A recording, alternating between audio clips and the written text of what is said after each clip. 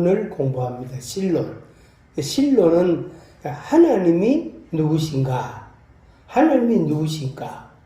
그리고 그 하나님을 우리가 어떻게 알고 있는가? 우리가 지금 생각하고 또 알고 있고 또 믿는다고 하고 살아가고 있는 내가 믿는 하나님에 대해서는 어떻게 알고 있는가, 어떻게 믿음을 갖고 있는가 하는 것도 우리가 살펴볼 수 있습니다.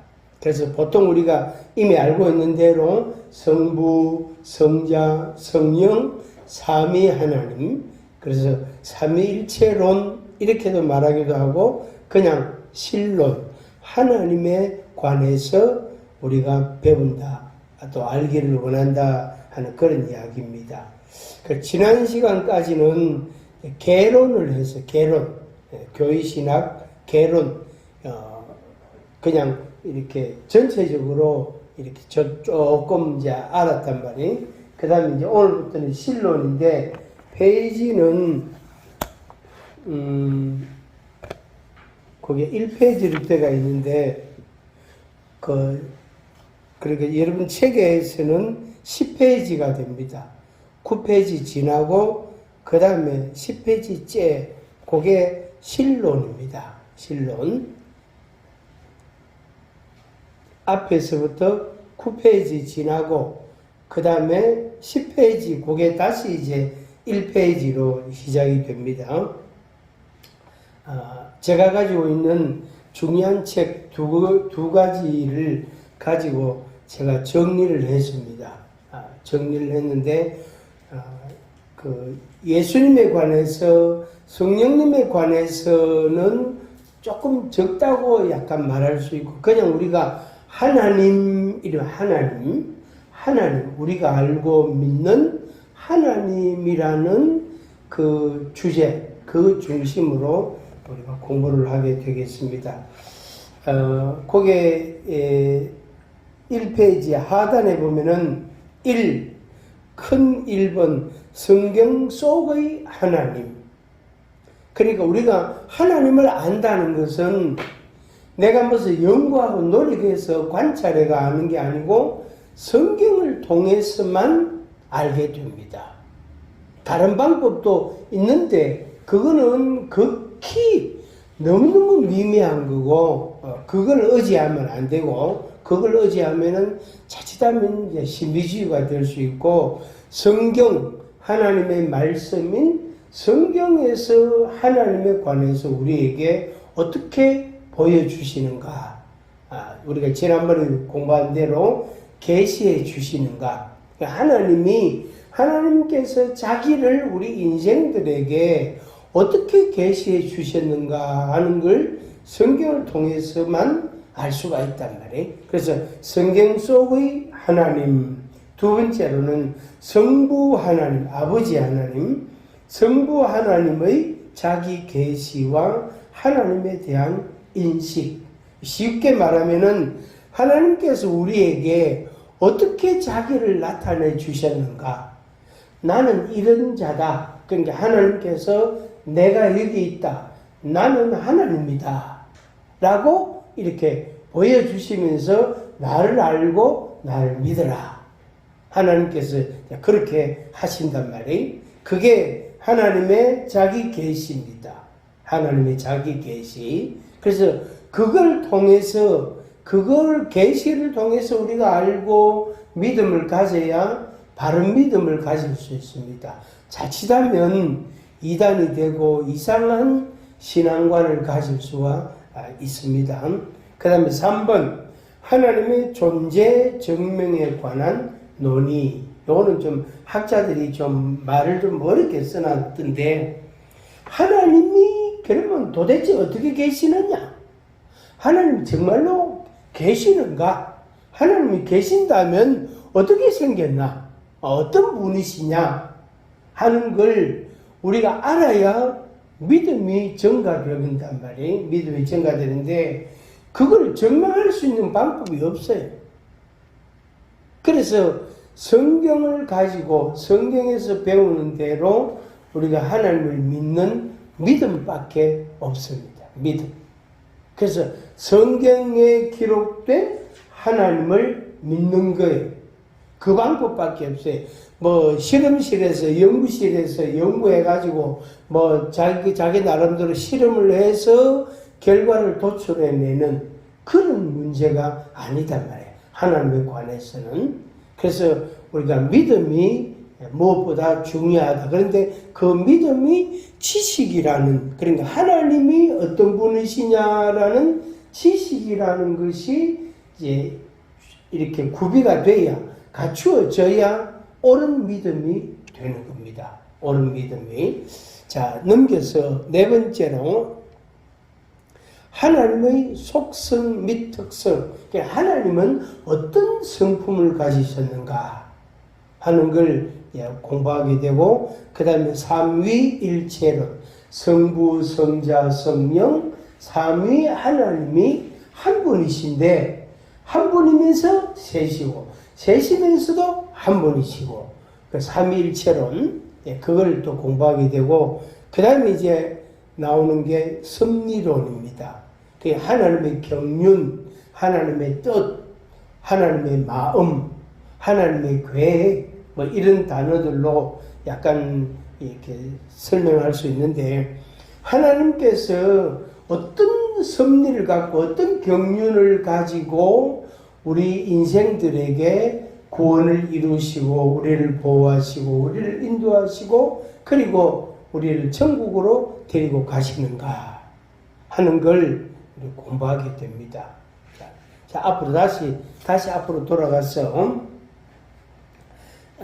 성불은 소고 이래 되어 있죠. 성불은 소고 한번 같이 보겠습니다. 본래 신학은 신에 대한 논의, 즉 신론을 뜻한다. 신학의 중심, 특히 조직신학, 교의신학의 중심은 신론, 성불론, 신론이라 말할 수 있다. 성불론에 관해서 우리가 사용하는 교재는 성경이다. 그 외의 모든 것들은 부교재이며 참고서이다. 본 교재는 교리강해연구 1 성부편을 중심으로 편집하고 일부는 박영륜 박사 저작 전집 2권 신론을 부교재하여 만들어졌음을 말씀을 드립니다. 자, 다시 이제 넘어가서, 그러니까 성경은 교재고 그 나머지는 전부 다 부교재다.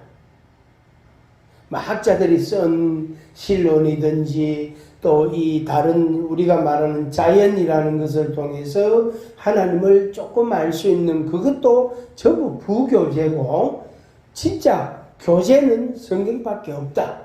이렇게 여러분들이 생각하셔야 됩니다. 그리고 개인적인 체험이나 무슨 꿈이나 뭐 지식이나 이런 것들은 전부 부교재입니다. 그게 중심이 되면 매우 곤란하겠죠. 당연히 이제 이 신학자들은 철학이라는 그 학문을 굉장히 중요하게 여기는데 그거는 뭐 말할 것도 없이 부교재입니다. 그래서 하나님을 배우고 하나님을 아는데 조금은 도움을 줄 수 있어요. 유익을 얻을 수는 있습니다. 그러나 그게 정답이 아니다. 성경만이 교재다 하는 걸 여러분 마음에 확실히 마음에 딱 가지시길 바랍니다. 자, 1 넘어가서 1. 성경 속의 하나님. 성경에서 우리에게 보여주시는 하나님이 어떤 분이시냐 하는 겁니다. 이걸 똑똑히 알아야, 이걸 제대로 알아야 우리의 믿음이 바로 정립이 됩니다. 그런데 이제 안타까운 거는 설교 듣고 하나님을 믿는단 말이에요. 또 신앙서적을 읽고 하나님을 믿는단 말이에요. 그것도 도움이 많이 돼요. 많이 유익함이 있어요. 그렇지만은 그거는 전부 부교재입니다. 아무리 설교를 잘하고 아무리 신학자가 책을 잘 만들어도 그건 전부 부교재입니다. 성경이 교재다. 주교재다. 그래서 성경에서 하나님께서 자기를 우리에게 어떻게 보여주셨는가, 어떻게 말씀해 주셨는가 하는 걸 아는 것이 굉장히 중요합니다. 요걸 알면 신천지 안 빠져요. 이단에 안 빠져요. 사이비에 혹 하고 넘어가지 않는다고. 근데 이제 성경을 제대로 알지 못하면 성경 속에 있는 하나님을 제대로 알고 믿지 못하면 이제 사이비나 이단에 넘어가기가 딱 좋습니다. 딱 좋습니다. 한번 같이 하겠습니다. 나도 하나님을 좀 알아보자. 그런 생각을 하면 된다, 안 된다? 안 된다. 그런 생각을 하면 안 된다. 그런 생각을 하다 보면 길 가다가 어떤 사람이 아이고 성경 공부하는 데 있는데 한번 같이 가실래요? 아, 예, 가입시다. 안 그래도 성경을 배우고 싶은데 가볼까, 가입시다 가면서 그걸 따라가가지고 막 신천지 가는 거예요. 옛날에 한 20년 전에는 무료 성경 공부하면서요. 대구 저녁에요. 막 전봇대고 게시판이고야 얼마나 많이 써놨는지 붙여놨는지 몰라요. 무료 성경 공부 이래가지고. 그것도 사입이에요, 그것도. 나중에 그게 들통났다 아닙니까? 사입이라는 거, 가짜라는 게. 거기에 빠진 사람들 허다합니다. 허다합니다. 그래서 누가 가르쳐 주는 하나님을 배우는 게 아니고 성경을 내가 알고 성경을 배우고 성경 속에서 하나님을 내가 알고 그걸 믿고, 그래서 내 믿음의 중심은 성경이 되어야 된다 하는 말씀입니다. 자, 성경 속의 하나님 세 가지로 나누는데, 첫째는 초월자 하나님입니다. 이 쉬운 말로 우리 인간과 다르다 이 말이에요. 우리 인간 똑똑한, 아무리 머리 좋고 똑똑하고 자기 철학이, 자기 사상이 투철해도 그것과는 비교가 안 되는 우리 인간 세계를 초월한 한 분이 계신다. 그 하나님이시다. 보통 이제 일반적으로는 신이다 이래 말해요. 우리 인간과 다른 존재가 있는데 신이다. 그래서 그 존재를 부정하는 사람을 무신론자라고 말합니다. 하나님의 존재를, 그러니까 초월자, 절대자의 존재를 인정하지 않는 사람을 무신론자라고 말합니다. 그런데 그런 사람은 내 주먹을 믿어라, 나는 나를 믿는다 이런 사람이거든요. 자기 지식과 자기 경험과 자기 재능을 믿는 사람이에요. 아주 무서운 사람이에요. 성경 속의 하나님 첫 번째는 초월자 하나님이시다. 우리 인간 세상과 우리 인간과는 근본적으로 다른 한 분이 계신다.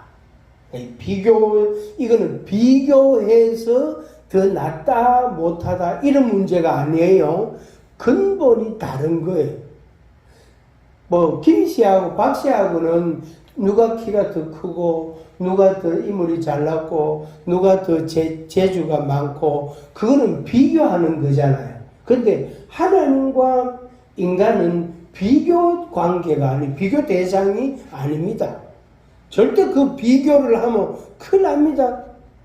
그러면은 하나님이 내보다 조금 나은 자가 되는 거예요. 그런데 하나님은 말로 믿어? 안 믿지. 내가 좀 더 노력하면 더 공부하면 되지.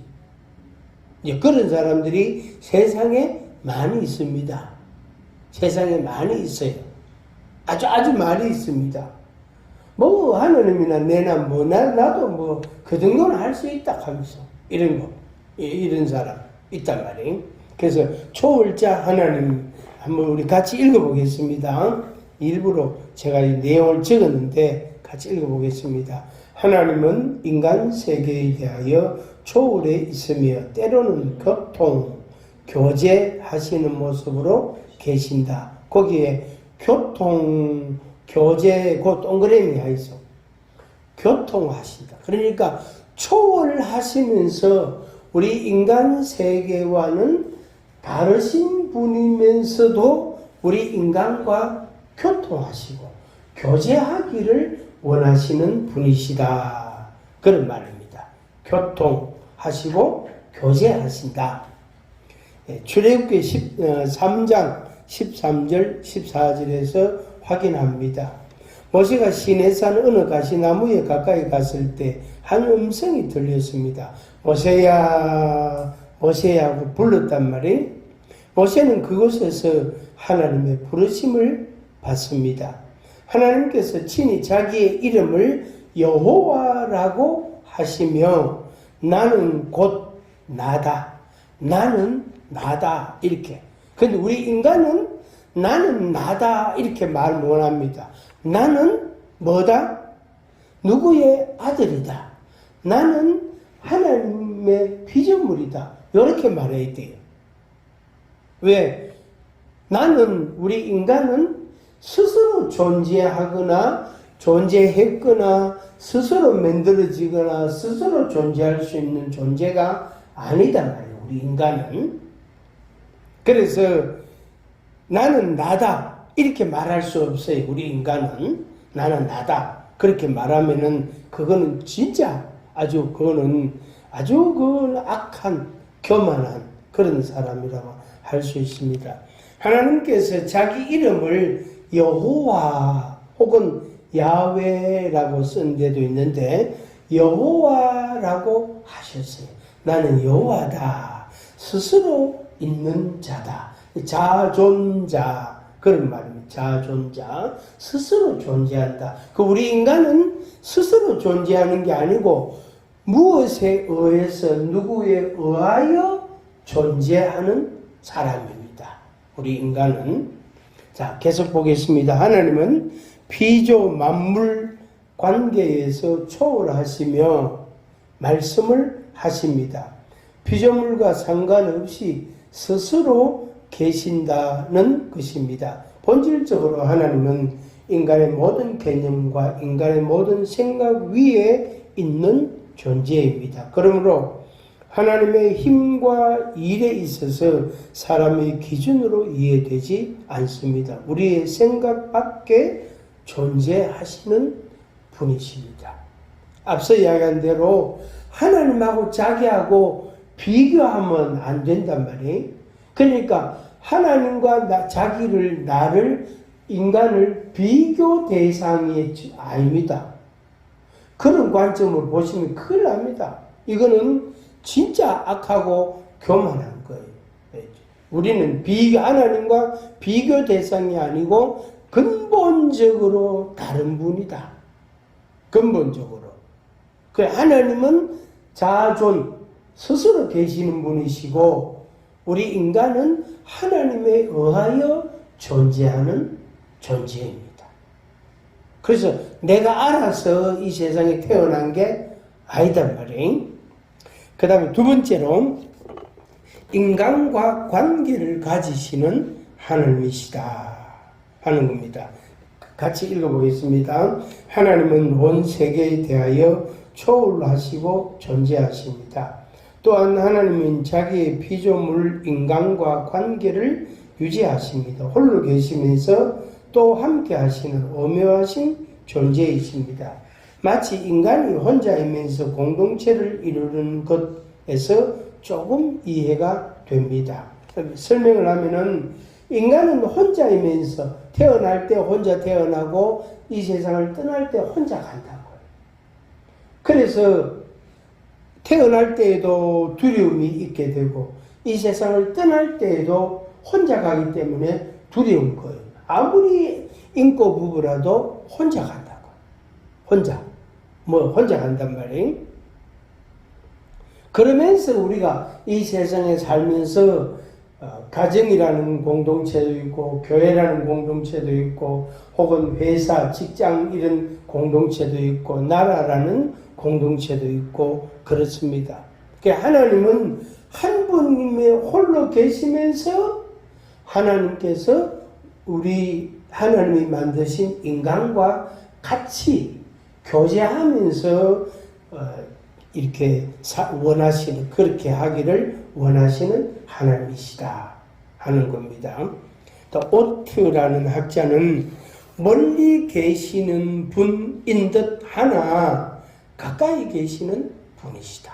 어떤 때에는 하나님이 도무지 이해가 안 되고 멀리 계시고 불러도 대답도 없고 그런 분 같은데, 또 어떨 때에는 내가 너와 함께한다, 내가 너를 사랑한다, 걱정하지 마라, 이렇게 말씀하실 때도 있단 말이에요. 그래서 멀리 계시는 분인 것 같은데 어떨 때에는 또 아주 가까이 계시는 분이십니다. 그리고 어떨 때에는 반응을 안 하실 때도 있고 어떨 때는 너무너무 반응을 잘 하실 때도 있다. 그래서 인간은 경외심을 가지며 동행하시는 사랑을 경험한다. 그게 밑줄 칩니다. 경외심, 하나님에 대한 경외심을 우리 피조물 인간이 가지고 있어야 됩니다. 이 경외심이 있는 사람은 하나님을 잘 예배하고 찬양하게 되고 기도하게 되고 그 말씀을 자꾸 배우게 되고 순종하게 됩니다. 그런데 경외심이 없는 교회 다니는 사람들은, 이거는 이제 좀 골치 아픈 사람, 문제가 많은 사람, 그 사람은 하나님을 안 믿습니다. 그리고 말씀을 배우려고 노력도 안 합니다. 그리고 찬양은 남들 열심히 정말로 마음을 다하여 찬양하고 있는데 자기는 앉아가지고 유튜브 보고 있고 동영상 보고 있고 그런다고. 남들 기도할 때 자기는 문자 보내고 막 이런다고. 예, 그게 이제 한 번씩 그럴 수 있다 치더라도 그게 습관적이 되면, 이 사람은 하나님을 경외하는 마음이 없는 사람이구나. 네, 그렇게 말할 수 있습니다. 그리고 당연히 그 경외심을 가진 사람은 하나님께서 나와 동행하시는 그 사랑을 맛보게 됩니다.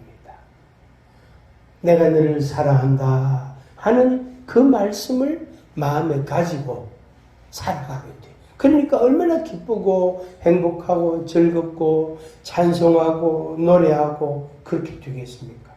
그렇죠? 자, 그 밑에 성부 하나님은 성자 예수 그리스도로 오시며, 여기 이제 성육신 하신 것인데, 성부 하나님이 성자 예수님으로 이 땅에 오셨단 말이에요. 그리고 인간과 함께 계십니다. 임마누엘 하신다. 함께 계신다. 임마누엘, 교통하신다. 이게 바로 보혜사 성령님이십니다. 그러니까 성부 하나님, 여호와 하나님이신데 육을 입고 오신 분을 예수 그리스도, 또 우리에게 영으로 오시는 성령님, 보혜사 성령님, 이렇게 삼위로 구분을 합니다. 철저히 초월하시고 사랑으로 사귐을 가지시는 분이시다 하는 것을 우리가 알게 됩니다. 그래서 하나님을 우리가 이제 알고 믿고 믿음으로 이제 순종해 가는 거예요. 그 다음에 이제 3번 요거 이제 중요한데, 앞에 1번, 2번 요 내용이 우리 이 세상 가운데로 하나님이 어떻게 나타내시는가 하는 겁니다. 어떻게? 쉽게 말하면은 내 인생 가운데, 내 마음에, 내 인생 가운데, 내 생애 가운데 하나님이 어떻게 임재하시고 역사하시고 인도하시는가 하는 겁니다. 이게 아니면은, 만약 이게 안 된다면 그 사람은 하나님을 잘못 알고 있고 또 하나님을 믿고 믿음으로 사는데 여러 가지 애로가 있고 문제가 있게 됩니다. 문제가 있게 됩니다. 그래서 하나님의 존재와 하나님의 계심과 내 인생, 내 생활, 그것이 어떻게 딱 이렇게 만남이 이루어지고 연합이 이루어지고 하나가 되고 그것이 실제 생활에 나타나는가 하는 겁니다. 그게 역사 속으로 오시는 하나님, 한번 두 분 하겠습니다. 시작. 역사 속으로 오시는 하나님. 역사 속으로 오시는 하나님. 자, 보겠습니다. 하나님은 인간 밖에 초월하시고, 그러니까 인간이라는 이 개인이나 집단 공동체나 할 것 없이 이 인간과 다르게 하나님은 초월하신 분이시다. 인간과 다르다. 사람과 다르단 말이에요. 초월하시고 동시에 인간 속에 내재하십니다. 이미 여러분들이 이제 하나님을 믿고 믿음으로 살아가고 있는 이제 여러분들의 신앙의 모습을 이렇게 좀 학자들이 이렇게 표현을 요래한 거예요. 그러니까 하나님은 하나님이신데 그 하나님이 나에게 어떻게 이렇게 연관을 짓는가, 하나님하고 내하고 어떻게 사이좋게 지내는가, 이 말이에요. 그래서 내 안에 내재하신다. 내 안에 계신다. 이 말이에요. 내 안에 계신다. 그러니까 초월하시면서, 그러니까 인간 밖에 계시면서 내 안에 같이 계신다. 약간 헷갈릴 수도 있는데, 그냥 말 그대로 여러분들이 그냥 마음에 수긍하시면 됩니다. 하나님은 우리 인간과 다른 분이기 때문에 따로 계신다. 우리 인간과 다르다. 따로 계신다. 그러면서 내 안에 계신다.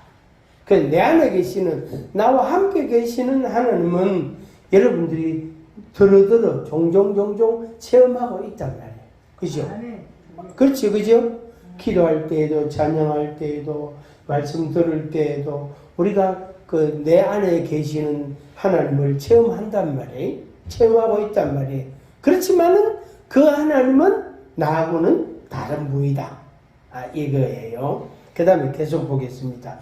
초월성과 내재성은 모순되거나 파괴되지 않고 역사의 방향을 이끄시는 하나님의 섭리 속에서 잘 조화되고 있다. 신학자 펜넨베르그는 오시는 하나님이라는 개념을 설정하고 설명한다. 즉, 초월성은 시간적 의미로 이해한다. 초월했다는 것은 시간적 의미다. 장소적인 의미가 아니다, 이 말이에요. 시간이다, 시간. 한번 같이 하면 초월은 시간이다. 시간이다.